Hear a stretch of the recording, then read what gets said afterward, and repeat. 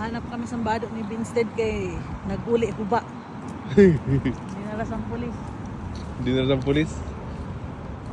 Ay, dito. Sugon lang namon. Dili man sa kainanglan pa namin ito na bado. Sayang man nga ni. Pero para maraman naman kung di siya nag-agi. Kaya hindi daw siya nakita. Didi siya yung nakita, Sel?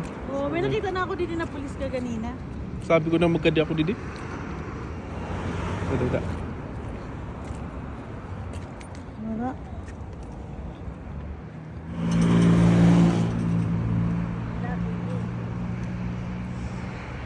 I got 10 cents.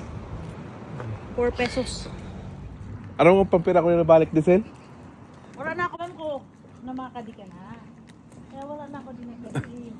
Tara. Wala. Walang bakas.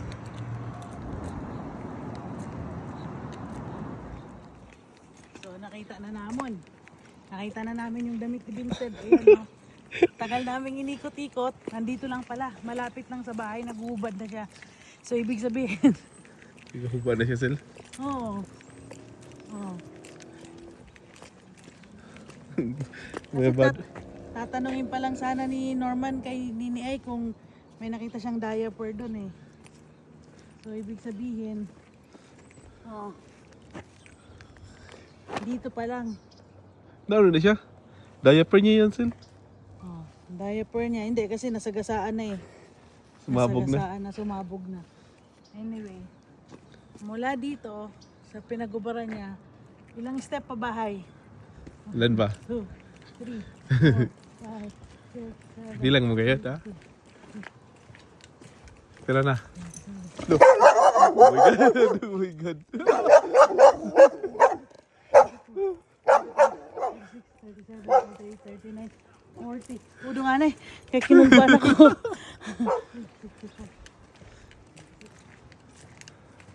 100. 100? Mga kon. 150 steps. Oh. Huba na siya. So, ibig sabihin, Permi lang ho ba siya? ibig sabihin, Dalaga dalaga niya. na siya. Pag dalaga niya, busa siguro sa may mga bado siya, no? Mm. Kaya permi siya huba. Permi siya ba, di ba? Pag Ano inahuli siya sa pulis, permi huba. Tinatanga man pa ng ginikanan. Sel, alin mo sa lakyan mo, Sel? Naman, duhol tayo kapag to. Balin mo pa ka na daw. Oh, ito yung bahay namin.